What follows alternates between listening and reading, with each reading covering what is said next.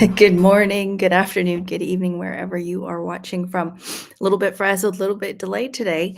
Been chatting with my friend about an MSC cruise that we are booked on for next November. This is going to be sailing from Vienna down to South Africa. It's an amazing itinerary, you guys. Not all of the places are places I necessarily want to go, but it's pretty amazing. Let me just pull up the itinerary here. Actually, I know it by heart. So basically, we start off in Vienna, then we go down to. We start off in Vienna, then we go to Croatia, then we have 2 stops in Greece, and then we go through the Suez Canal. Then we stop in Jordan, so we'll go and see Petra, which is the sort of caves and whatever built into the side of the mountain or the hillside. And then we'll go to Egypt, to Sharm el-Sheikh, then down to Seychelles, then to Madagascar, Mauritius, Reunion Island, and then finally ending up in Durban.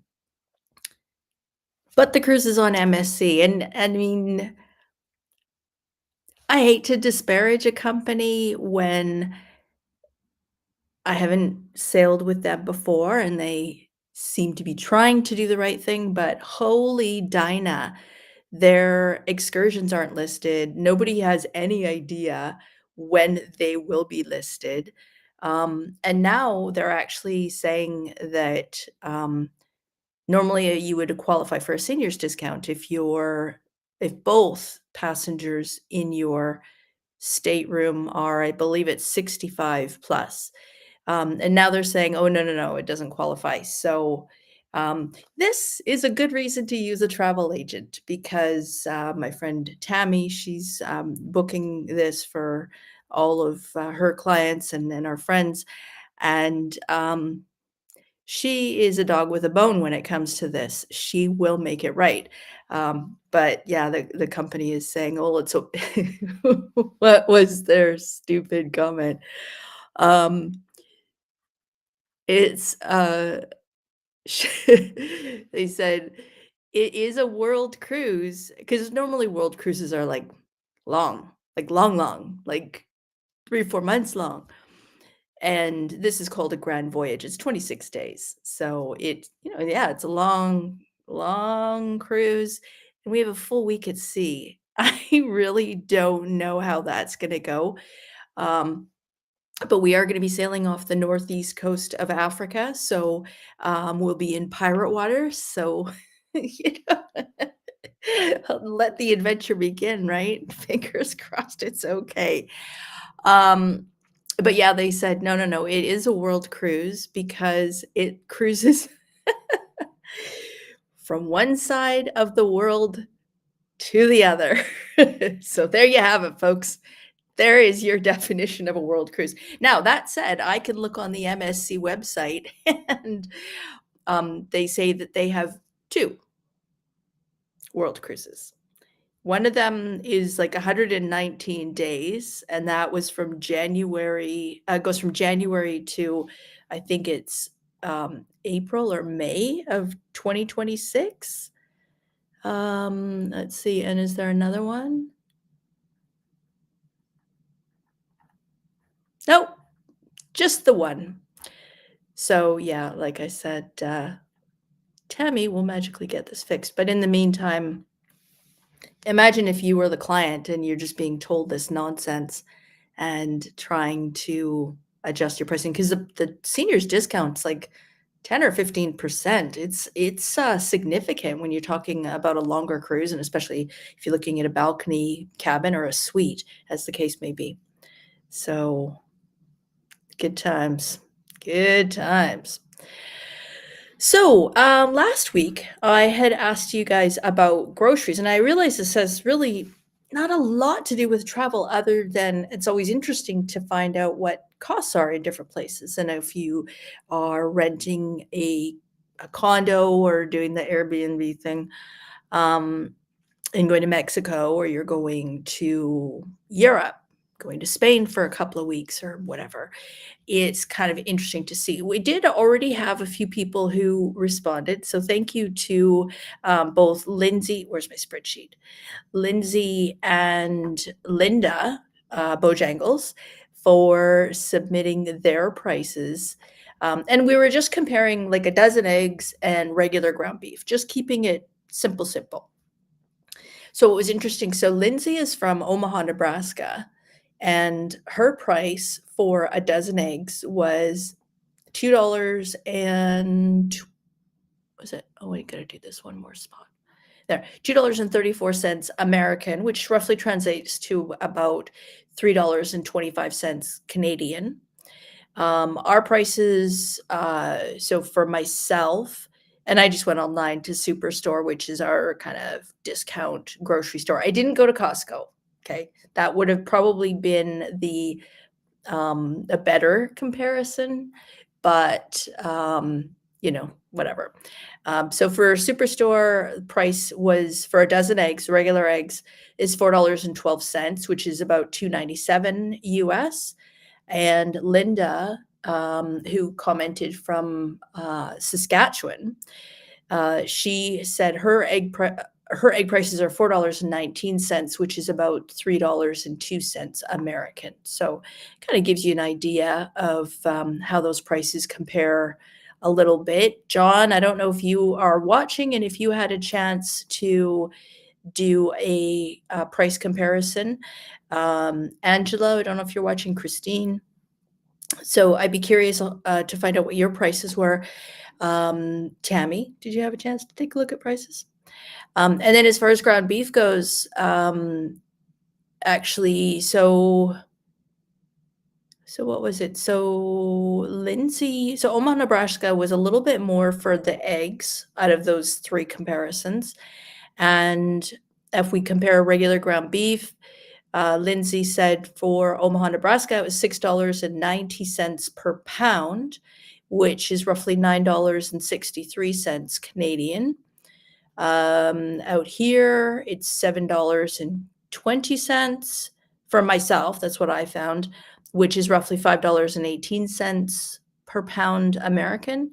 And Linda actually had some really good prices. She said their ground beef was $5.79 per pound, which is roughly $4.17 per pound in US dollars. It was kind of interesting comparison. Like I said, not really anything to do with travel, but it's just one of those things. Like it's like going to Mexico and buying a can of beer. I mean, going to the OXXO and it's like $1.50.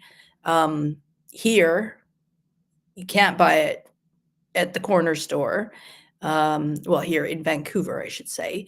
But at the liquor store, you're looking at $2 minimum, maybe $3, depending on the type of beer. So it's just kind of interesting. Is that part of your vacation experience? I don't know. Tammy is saying, oh, yeah. Okay, she gets fresh eggs from a local farmer. So she pays $6 a dozen. And wow, ground beef is $5 a pound with the 4 for $20 deal. So $5 a pound. Let me just do that. US. So here we go. $3.60 for a pound of ground beef. That is cheap as chips. Yeah. Wow. So Tammy's over on Vancouver Island. Clearly that is a place to buy. You would think, like, once you're getting further away from the urban areas, that prices would be higher, but clearly not. Although I did tell you last week when we, during COVID, I was doing weekly trivia with our extended family, one party of which lives in Whistler. And out of all the places that we compared, between South Africa and London, England and Toronto, Canada, and even down in Mexico, by far and away, Whistler was the most expensive place to buy groceries, hands down. Technically, sometimes pork and beef mix, which she doesn't mind. Yeah, it's yeah, pork. Gotta love that typo. Yeah, depending on what you're making, it's all just different flavors, right? So why not? Yeah, so kind of interesting. I thought it was an interesting comparison. All right, so I have a little bit of an update when it comes to Secrets Mirabelle. There's a lot of mixed information out there, and one thing that I have been told is that there's actually, so in the travel industry, if you are a high volume seller,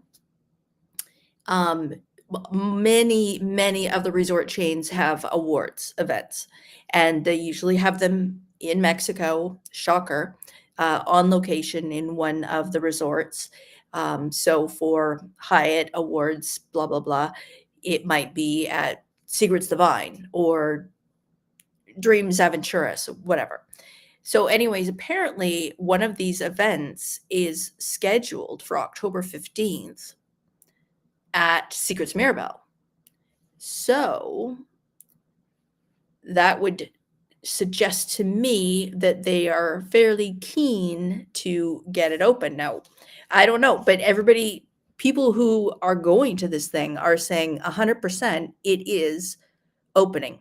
So now John has just sent me a comparison, but it's in pounds. So I'm going to have to do that. GBP. All right. So John, hello, John, by the way. Good afternoon. Evening? Just about good evening. John is saying that eggs are £2 a dozen. So if I do the comparison on that, $2. So that's about $3.74 Canadian. 3.74, and this is kind of getting goofy because I'm doing multiple exchanges here. So about $2.69 American. So kind of in between what Lindsay reported from Omaha versus what Tammy and I had found here. And then for ground beef, $7.50 per pound. Okay, so $7.50 per pound. So let's do that. Oy, oy, oy. Holy. So that's 14.01 Canadian, which is $10 a pound. Not in pounds, but $10 a pound in US dollars, or $7.50 a pound in pounds. Feels like there should be a joke there. Thank you, John. Absolutely wild to see the comparisons. I should do gasoline costs next. Maybe we'll skip it for a week. Very, very interesting. So yeah, so Secrets Mirabelle, supposedly they've got this group that's coming. So, correction. He's saying $5.50 a pound. Okay, so $5.50 a pound in pounds. So that would make it 10.28.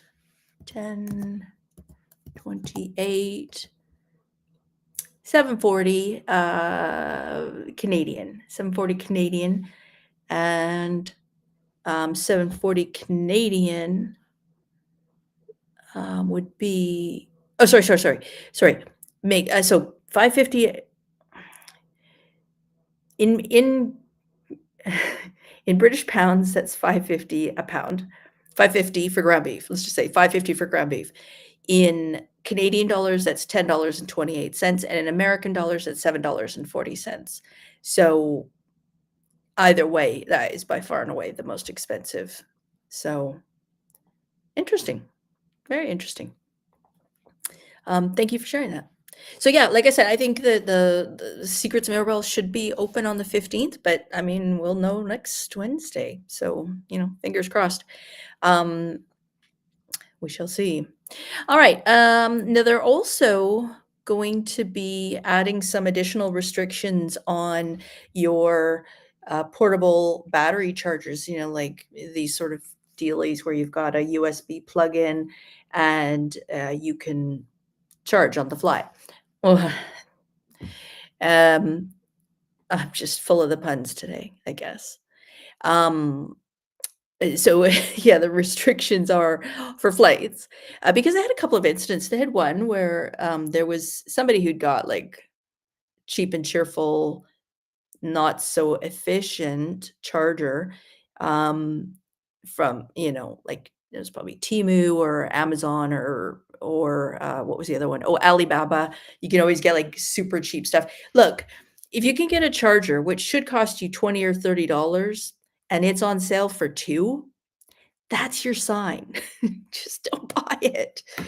Yeah, I mean, it also depends on how large the capacity of the battery is, that kind of thing. Like I've got one, this is I think it's Anchor, and it lasts like probably 8 charges, maybe more. It's brilliant, but some of them, if they get banged at all, they can cause the battery to wear out, and they're lithium-ion batteries. So the first big reminder that they're saying to everybody is that they cannot go in your check bag. This is not news. Lithium-ion batteries never, ever, ever go in your check bags, and that's because if the battery is in any way damaged, it could cause a fire or explosion, could cause the battery to overheat. Just the heat alone could create an issue. And 30 or 40,000 feet, do you want to be having an issue? Probably not, especially if it's a transatlantic flight or a flight from Canada to or the US to Asia. I mean, that's a fairly large body of water. You might think I could just swim to Hawaii. No, I don't think so. So some of the new restrictions are they're saying that you can still bring these things on board. However, they are restricting you in some cases to one spare charger, which is fine for regular people, normal people. But if you're a nerd like me and you are filming all the time and stuff like that, or if you're using it for work, you might it might be a necessity. Nonetheless, you are restricted to just one recharger. So if you're going to be taking a flight internationally or even domestically, wherever you live, that's probably something that you should check if you plan on bringing a portable charger.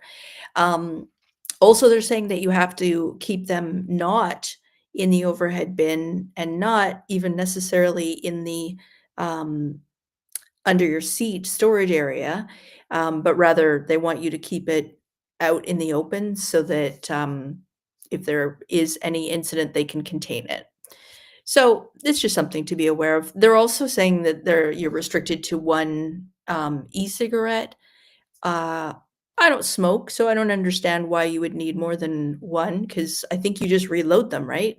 So I don't know. But anyways, all I'm saying with this is if you have flights anytime soon, then you might want to um,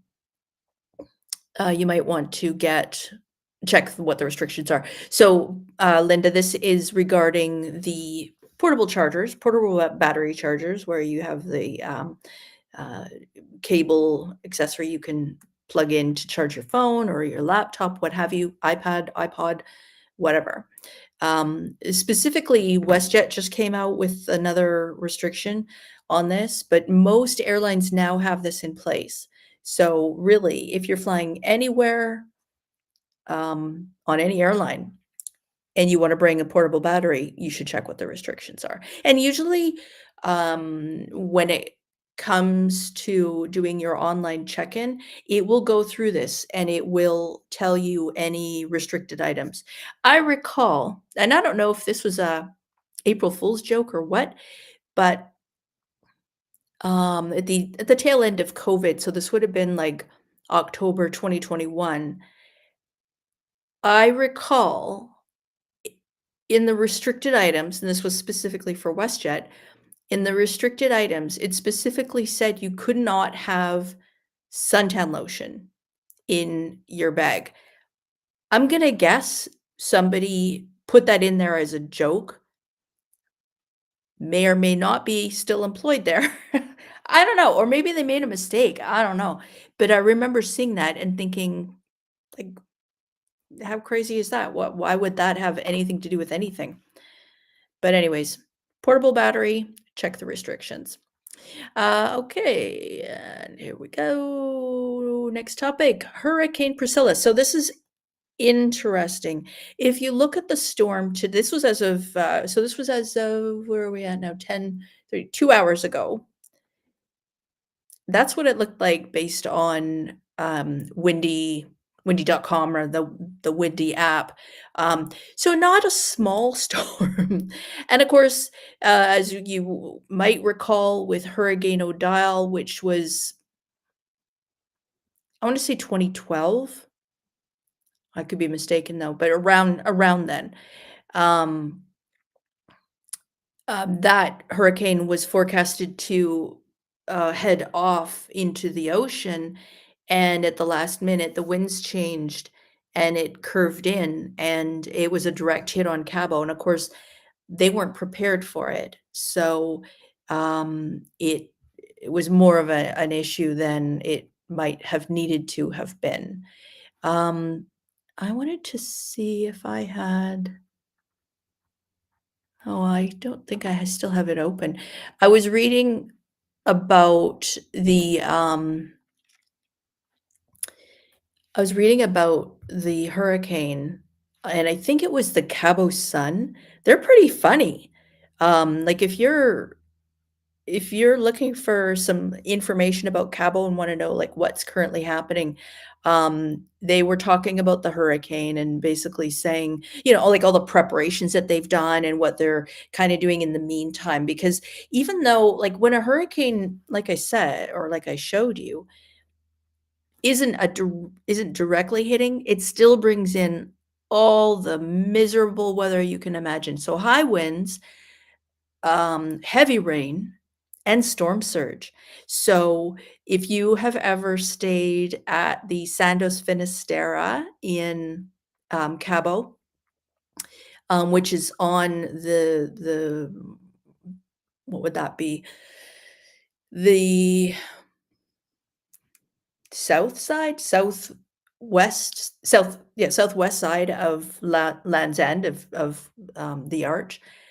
Um, then you'll recall that where when there's storms or when there's inclement weather, the water comes right up. And same thing in Cabo, on the like Rio side where the Rio is, the um, Via del Palmar, the Playa Bonita, all of those ones, which is technically it's all Medano Beach. But if you are in that area, there's a pretty steep um, run up the beach where the water comes in, but it still at times can reach almost to the resort. So if you've ever stayed at the Rio, you'll know that the beach, there's some pretty good width between the ocean and the resort, but it's not uncommon for the water to go up that high. So what they're saying is stay weather aware, do not be alarmed. Remain calm. And, they're saying to expect intense rain bands and elevated surf. The city's already banned street food sales. This is hilarious. They said, think about rainwater runoff. So as the water gathers and it's just rolling downhill, think of runoff splashing onto open food. And that right there is 100% full thumbs up on supporting them banning the street food sales right now. But they still have some restaurants open. So, um, Summer, if you're watching, I know your dad lives down there, so he should be fine. And there's still obviously still places that they can go out to eat and drink and stuff like that. But they were also talking about the flags and how a lot of people don't actually know. Unfortunately, even sometimes the hotel staff aren't necessarily aware. I mean, if they don't live on the beach or near the beach, then I can understand that. And of course, they want to keep the tourists happy, so sometimes they'll tell you whatever you want here. But contrary to popular belief, red flag doesn't necessarily mean 100% avoid the water. It just means that it's a very high hazard. Loose translation to that is, yes, you should stay out of the water. If you see a black flag, though, and I've never seen this, I don't know if any of you have, 2 red flags? I don't know what would that look like? Would it be like one above the other on the same post? That's all I could guess. But if you see 2 red flags or a black flag, basically the beach is closed, or as the Cabo Sun said, no entry, period. Head for the pool bar. Seems like an okay solution to me. So yeah, so that's what's happening with that. So we'll have to keep an eye on that. It looks like it's going to dissipate over the course of the next few days. So hopefully it keeps moving out to sea where it will ideally, well, actually, normally when they hit landfall is when they lose their momentum. But apparently it looks like the winds are shifting and going to be blowing against the path of the hurricane. So if that's the case, then that'll cause the whole system to weaken and break down. So fingers crossed on that one to keep everybody safe. And if you are heading to Cabo anytime soon, be aware and watch for the flags and just be aware. The article was interesting, also said from breakfast until noon, the seas can change completely. So what could be theoretically even a green flag in the morning could change to a red flag mid-morning, and then be back to a green flag by lunch, or it could be the opposite. And also the riptides can happen, and a lot of people don't know what to do in those scenarios. And ideally, what you want to do is if you get stuck in one where it's dragging you out to sea, you don't want to fight it because you're just going to get tired and need to be rescued. What you want to do, ideally, according to the experts, is swim parallel to the shoreline until you find a spot where it's not pulling you out anymore, and then you can swim into the shore. So, I mean, you could be a mile down the road, down the beach, but at least then you would be in a position where it would be safe enough that you could start swimming back in. So bear that in mind. All right. So, and we're also seeing some delays with the I don't know what you call it, with the budget thing where the air traffic controllers and the TSA, the security guys, people aren't getting paid because the budget wasn't reapproved or whatever. I don't understand this. I don't understand enough about it. It's just that every October 1st, the same thing happens. But they're basically in a deadlock in terms of coming to an agreement about whether or not to put some more money into it. So it's causing some delays. So for example, yesterday at Boston Logan International Airport, 24% of incoming flights yesterday morning were delayed. And I looked this morning and it said, like, if you have Flight Radar or FlightAware, you can check this stuff. Like, if I look at Flight Radar and I look at Boston Logan Airport current, where do I see that? Boston. So if I type in Boston Logan, So Boston Logan Airport, and I can do general info. Maybe. What is going on with you? Oh, whatever. Pure pressure. Can't handle it. It was showing like average of 14-minute delay. 14-minute delay is not a big deal. But if that starts to back everything up, it is what it is. So, but the thinking is this is probably not going to get better anytime soon unless they get that influx of money.